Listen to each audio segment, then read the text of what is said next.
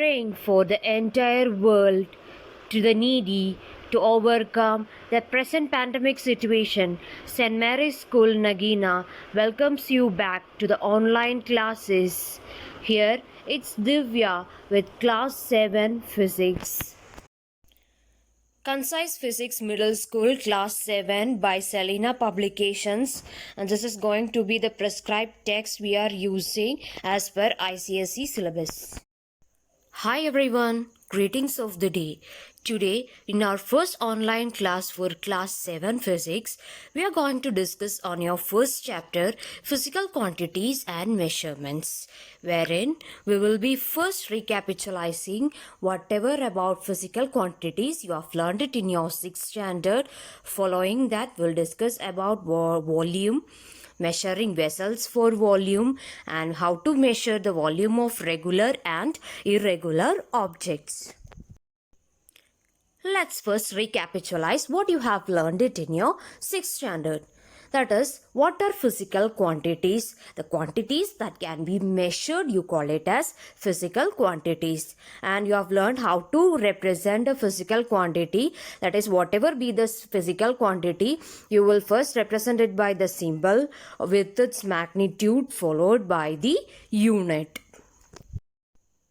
When you learnt about physical quantities in your 6th standard, out of the 7 fundamental quantities, you have learned 4 fundamental quantities, namely length, mass, time and temperature. There you have learned length is going to be the distance between 2 points. SI unit is measured in meter, represented by M. The second fundamental quantity you have learned it in your 6th standard is mass. That is, mass is the quantity of matter contained in a body. SI unit is in kilogram. Third one you have learned is time. It is defined as the interval of occurrence of an event, where SI unit you have measured it in seconds. And the last fundamental quantity you have learned it in your 6th standard is temperature, where you have defined it as the quantity that measures the hotness or coldness of a body. And temperature SI unit is going to be in Kelvin and measured in or represented in capital K. So these are the basic things you have learned it in your 6th standard.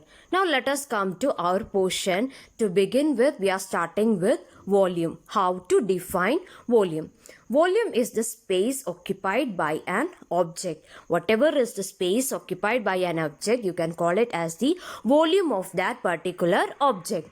Now as usual, the SI unit is going to be in cubic meter, or you will represent cubic meter as meter cube or m raised to 3. Now, even though the SI unit is in cubic meter, generally it is expressed in liter. That is, whenever we are going to buy something, some liquids in the shop, we used to buy it in liters or milliliters, right? Similarly, other than this meter cube, you are having a smaller unit, that is cubic centimeter. You will be representing it as centimeter raised to 3. So this is how you will be having your units and the basic definition on volume. Now when you talk about the SI units and other smaller units, some relations between these are given in your textbooks. Just go through that. That is very important. Now next topic what we are going to discuss is about how to measure volume. So for measuring volume, generally measuring vessels, we are having 2. Out of that, the first one is going to be measuring cylinder. You can see the figure of a measuring cylinder here in your screen. Now, usually, this measuring cylinder is made up of either glass or it can be of a plastic material. And mainly, this measuring cylinder is used in laboratories and pharmacies to measure the liquid medicines, or in laboratories for measuring liquid things. Now, this measuring cylinder, another very important thing what you have to know is that this measuring cylinder is used for finding the volume of irregular objects. Okay, you will use this measuring cylinder for finding the volume of irregular objects, and that you will be having a very important separate portion given as an activity, that is displacement method, that we will discuss towards the end. So this is all about the measuring cylinder. Now one thing you have to keep in mind is that whenever you are going to use this measuring cylinder, you have to wash it properly, dry it, keep it on a straight horizontal surface, and then only take the liquid inside that and measure it. You can see the measuring values in a cylinder. The second measuring vessels for measuring volume is going to be a measuring beaker. The figure you can see it in the screen.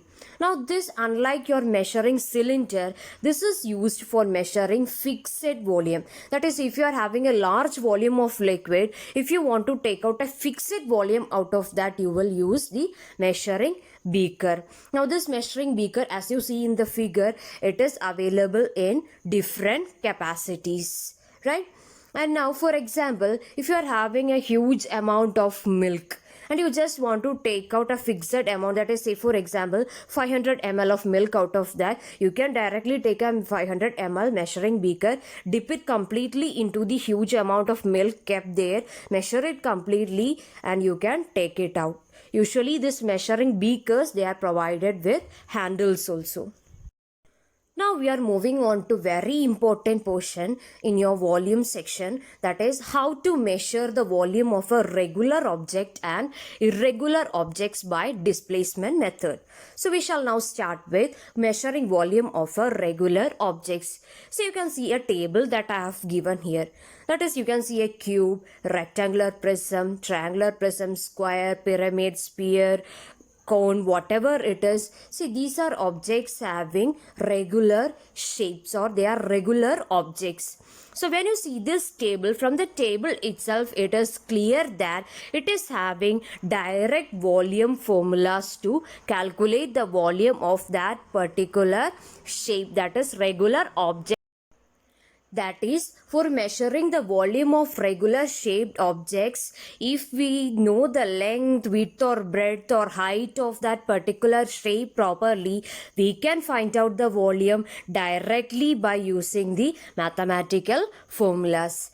Now, the main problem arises if the objects are irregular, or if the object is not having any regular shape, how we will find the volume of the object. For that purpose, we are using the displacement method using measuring cylinder. So this was the point I told you when we discussed about measuring cylinder. Now, for finding the irregular object's volume, we can find it using displacement method. Let's see how it is. Now, take a measuring cylinder, fill water to a particular point and mark the reading. Right? Now, after that, whatever is the irregular shaped object which you want to find the volume, take it and put it inside that measuring cylinder. So that automatically what happens, the water level will rise. You will get a second reading for your measuring cylinder when the water rises. Now you are having two readings, initial volume of the water or initial reading of the water, and you are having the final volume of the water or final reading of your measuring cylinder after putting the irregular object into it.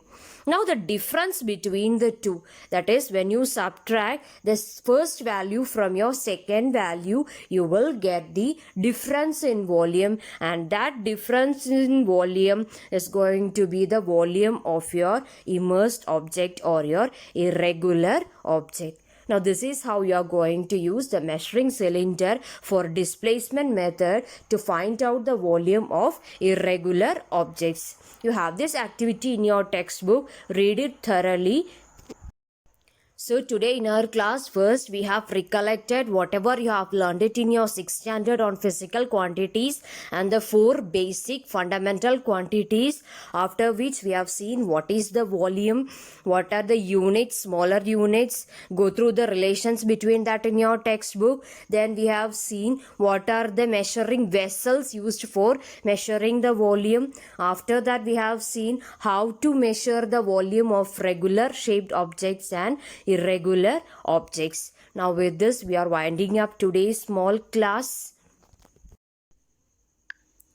Now this is for your homework or extended activity. Read your prescribed textbook, that is Selena Concise Physics, and solve the questions at the back side in your notebook, whatever questions related to the topic that we have discussed today.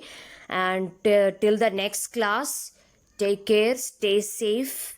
Thank you.